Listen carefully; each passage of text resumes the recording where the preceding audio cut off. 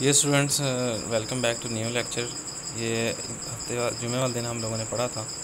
इसमें ये 3 क्रॉसेस हम लोगों ने पढ़ लिए थे। एपिस्टेसिस की हम बात करें। एपिस्टेसिस के अंदर पहला केस जो है वो इस तरह होता है कि उसके अंदर जो डोमिनेंट एपिस्टेसिस होता है, यानी कि जो डोमिनेंट है वो एक दूसरे को सपोर्ट करते हैं, उनका कम्युलेटिव इफेक्ट होता है। या दूसरी अल्फाज में जो एपिस्टेटिक अलील है, यानी कि जो छा जाने वाली अलील है, वो डोमिनेंट हालत में होगी तो सिर्फ उसका इजहार होगा। ये देखें, यहाँ पर यही ज़ाहिर किया जा रहा है। जब भी कैपिटल ए मौजूद होगा तो बी अपना इफेक्ट ज़ाहिर नहीं कर सकेगा, जबकि स्मॉल ए होगा तो फिर कैपिटल ए अपना कैपिटल बी अपना इफेक्ट करेगा। और अगर स्मॉल बी होगा तो स्मॉल ए और स्मॉल बी मिलकर स्मॉल बी जो है वो अपना इफेक्ट ज़ाहिर करेगा। इसकी मिसाल हम लोग कर चुके थे। रिसेसिव अलील की बात करें तो रिसेसिव अलील का मतलब ये होता है डोमिनेंट एपिस्टेसिस इन डॉग्स। ये मिसाल है जी डोमिनेंट एपिस्टेसिस इन डॉग की। देखें जी, कैपिटल आई जब तक मौजूद होगा बी अपना रोल प्ले नहीं कर सकेगा। कैपिटल आई चेंज होकर स्मॉल आई में आ जाएगा तो कैपिटल बी अपना रोल प्ले करेगा।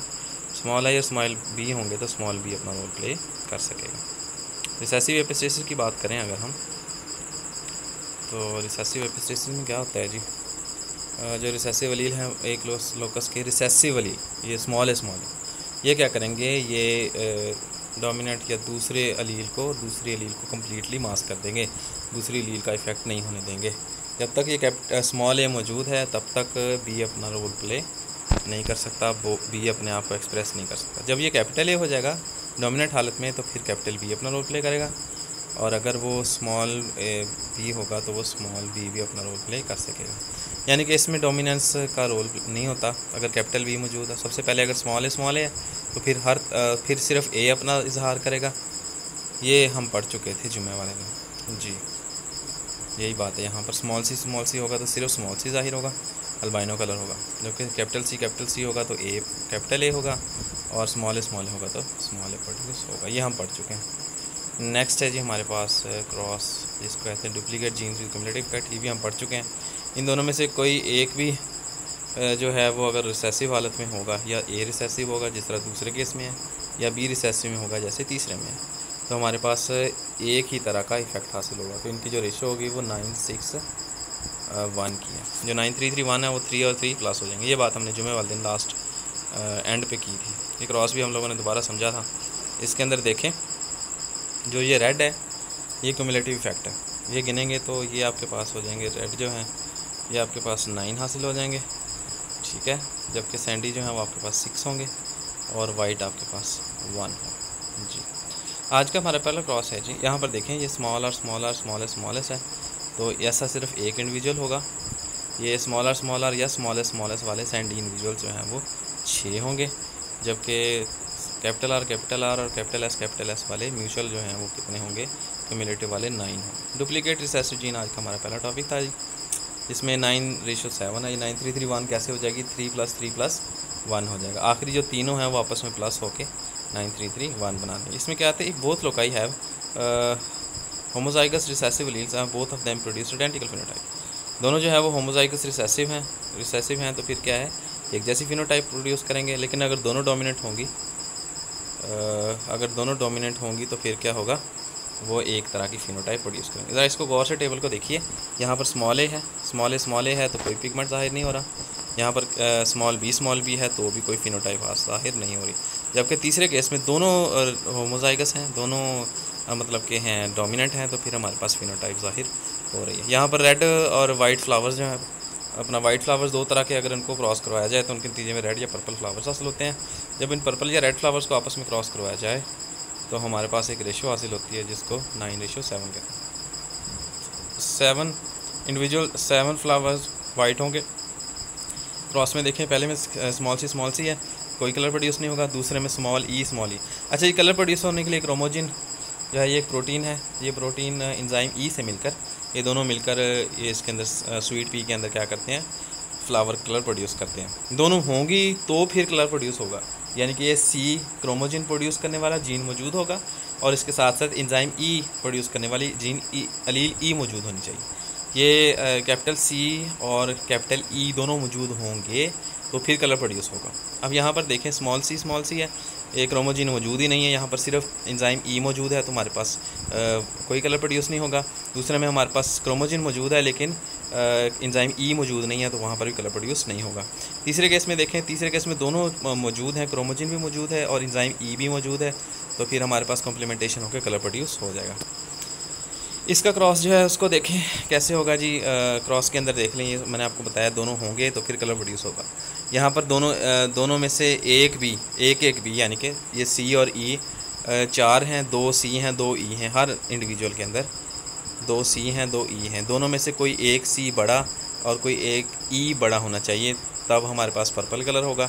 अगर नहीं होगा तो हमारे पास पर्पल कलर नहीं होगा। हम देखेंगे कि यहाँ पर जो पर्पल इंडिविजुअल्स हैं वो हमारे पास 9 हैं, जबकि वाइट इंडिविजुअल जो हैं वो हमारे पास 7 हैं। इस क्रॉस को आप बना के देखेंगे तो आपको इसकी समझ आ जाएगी कि इसमें हुआ क्या जी। डुप्लीकेट डोमिनेंट जीन के अंदर क्या होता है जी, दोनों जीन्स में से मतलब कि दोनों अलील में से एक एपिस्टेटिक अलील जो मास्क करती है और हाइपोस्टैटिक अलील ऐसी अलील जो मास्क होती है। इन दोनों अलील्स में से कोई एक भी डोमिनेंट होगी, कोई एक भी डोमिनेंट होगी तो हमारे पास सेम टाइप का फिनोटाइप हासिल होगा, सेम टाइप का फिनोटाइप हासिल होगा। जैसे ये 4 इसमें केसेस दिखाए गए हैं। इसमें पहला केस देखें जी, इसमें ए जो है वो डोमिनेंट है, बी रिसेसिव है। दूसरे केस में दोनों डोमिनेंट हैं। तीसरे केस में ए रिसेसिव है, बी डोमिनेंट है, जबकि चौथे केस में दोनों रिसेसिव हैं। तो पहले तीनों केसेस में जो इंडिविजुअल्स प्रोड्यूस होंगे वो सारे एक तरह की फिनोटाइप रखते होंगे, एक तरह का इजहार करते होंगे, एक तरह का कलर रखते होंगे, जबकि जो चौथा इंडिविजुअल है या लास्ट टाइप के इंडिविजुअल्स हैं वो सारे एक तरह के होंगे। तो इसकी जो रेशियो है ये 9331 की बजाय 15:1 हो जाएगी, यानी कि 9 + 3 + 3 15:1 हो जाएगी। इसके अंदर जो है वो पॉड शेप और रेगुलर शेप, अच्छा जी, पॉड शेप और रेगुलर शेप जो है दो शेप्स हमारे पास हासिल हो जाएंगी फ्लावर की। फ्लावर का नाम है जी शेफर्ड फर्स, ठीक है जी। कैप्सिला के 2 ट्रायंगुलर शेप है, ये डोमिनेंट है, और टॉप शेप जो है ये रिसेसिव है। तो देखें जी, इसके लिए एपिस्टेटिक जीन जो है कैपिटल ए है और जो हाइपोस्टैटिक जीन है वो स्मॉल बी है। अब देखें 3 पहले केसेस के अंदर क्या हो जाएगा, हमें ट्रायंगुलर जो है वो शक्ल के फ्लावर्स नज़र आएंगे, तिकोने फ्लावर नज़र आएंगे, जबकि एक जो है जब दोनों जो है वो रिसेसिव हैं तो हमारे पास टॉप शेप्ड इसके इंडिविजुअल्स बना लेंगे। तो इसके क्रॉस के अंदर जब हम गौर से देखेंगे तो सिर्फ़ और सिर्फ जब ये दोनों स्मॉल ए और दोनों स्मॉल बी होंगे, लास्ट वाला इंडिविजुअल जो है वो टॉप शेप्ड होगा, बाकी सारे कॉम्बिनेशंस जो हैं ये क्या होंगे, ये ट्रायंगुलर होंगे जी। 6-1 that should be the last one, dominant and recessive interaction. इसमें क्या होगा जी, 2 तरह की पॉसिबिलिटीज़ हैं कि या तो दोनों, अच्छा इसमें क्या होगा जी कि एपिस्टेटिक अलील या तो डोमिनेंट होगी या रिसेसिव होगी।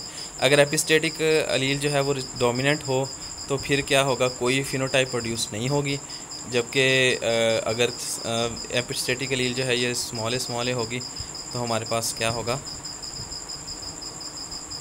तो हमारे पास बी की फिनोटाइप जो है वो हासिल होगी, ठीक है जी। ए जो है, ए अगर डोमिनेंट है तो वो बी बी का इजहार होने नहीं देगा किसी सूरत में भी, ना डोमिनेंट ना रिसेसिव। लेकिन अगर ए रिसेसिव होगा, स्मॉल ए होगा, तो फिर वो क्या करेगा, बी को इजहार करने देगा, बी को फुली अपना कलर प्रोड्यूस करने देगा। लेग बोन जो है फाउल्स या जो मुर्गे हैं इनका कलर इसकी एक निशानी है जी। मुर्गों का कलर जो है ये 2 तरह की फिनोटाइप देता है जी, या तो ये बिल्कुल शिक वाइट कलर का होता है जैसे हमने ब्रॉयलर देखा हुआ खाया भी होगा, लेयर ब्रॉयलर कलर का, और जबकि दूसरे इसके अंदर जो इसके पैटर्न्स हैं ये हल्के हल्के ग्रे कलर के होते हैं, जबकि ये ग्रे कलर वाले इंडिविजुअल्स बहुत कम होते हैं। जो ये फाउल्ड कलर लेग बोन होते हैं ये कैपिटल सी कैपिटल आई होते हैं, जबकि वाइट कलर के फीदर्स के ऊपर पॉलीमोथ रॉक्स जो होते हैं इनका स्मॉल सी होता है। जो इनका फर्स्ट F2 क्रॉस होगा, F1 क्रॉस F1 वो 13:3 का होगा। इसमें देखें जी ज़रा टेबल के इंडिविजुअल्स को ज़रा देखें। आई अगर कैपिटल होगा, ठीक है, तो हमारे पास क्या होगा, अगर आई कैपिटल होगा हमारे पास वाइट इंडिविजुअल प्रोड्यूस होंगे, और अगर दोनों ही स्मॉल होंगे तो फिर भी हमारे पास वाइट इंडिविजुअल प्रोड्यूस होंगे। लेकिन अगर आई जो है वो स्मॉल हो और सी जो है वो कैपिटल हो तो हमारे पास कलर प्रोड्यूस होगा, ठीक है जी। इसके इंडिविजुअल्स के अंदर कैसे होगा जी, अगर सिर्फ दोनों स्मॉल होंगे, अपना आई दोनों स्मॉल हों और सी कैपिटल हो, आई दोनों स्मॉल हों और सी कैपिटल हो। हम यहाँ पर इंडिविजुअल ढूंढते हैं जिनमें आई दोनों स्मॉल हों और सी कैपिटल हो। ये देखें जी, ये एक इंडिविजुअल कलर्ड है, ये वाला जिसमें आई दोनों स्मॉल हैं सी कैपिटल है, यहाँ पर ये वाला इंडिविजुअल कलर्ड है क्योंकि इसके अंदर आई दोनों स्मॉल हैं, सी कैपिटल है, और एक ये वाला इंडिविजुअल जो है ये आई दोनों स्मॉल हैं और एक सी कैपिटल है। ये 3 कलर्ड हैं, बाकी सारे जो हैं इंडिविजुअल 13 ये क्या हैं, ये वाइट कलर के हैं। ठीक है जी। एक समरी देख लें, समरी के अंदर क्या है, क्लासिकल रेशो हम जानते हैं, मेंडल ने जो इसका लॉ ऑफ इंडिपेंडेंट असॉर्टमेंट है उसके मुताबिक 9:3:3:1 हासिल होती है। डोमिनेंट एपिस्टेसिस के अंदर 9 और 3 जो है ये प्लस होकर 12 हो जाते हैं, जबकि 3 और 1 की रेशो हासिल होती है। रिसेसिव एपिस्टेसिस के अंदर क्या होता है जी, रिसेसिव एपिस्टेसिस के अंदर जो आखिरी 3 और 1 है ये प्लस हो जाते हैं, जबकि 9:3:4 हासिल होती है। Duplicate gene with cumulative effect के अंदर क्या होता है जी, दरमियान वाले दोनों 3 जो है ये प्लस हो जाते हैं, 9:6:1 हासिल होते हैं। डुप्लीकेट डोमिनेंट जीन जो है इसके अंदर 9 और 6 दोनों ही प्लस हो जाते हैं, 9:3:3 प्लस हो जाते हैं, 15 और 1 की रेशो आ जाती है। डुप्लीकेट रिसेसिव जीन के अंदर 3+3+1 7:9 रेशो हासिल हो जाती है। लास्ट के अंदर डोमिनेंट एंड रिसेसिव इंट्रैक्शन के अंदर 9+4 13 हो जाते हैं। ये जो है 13:3 की रेशो हमारे पास हासिल हो जाती है। लें जी, ये आप लोगों ने, ये हमारा लेक्चर था जी सारे का सारा। उम्मीद है आप इसको याद कर लेंगे। Thank you so much.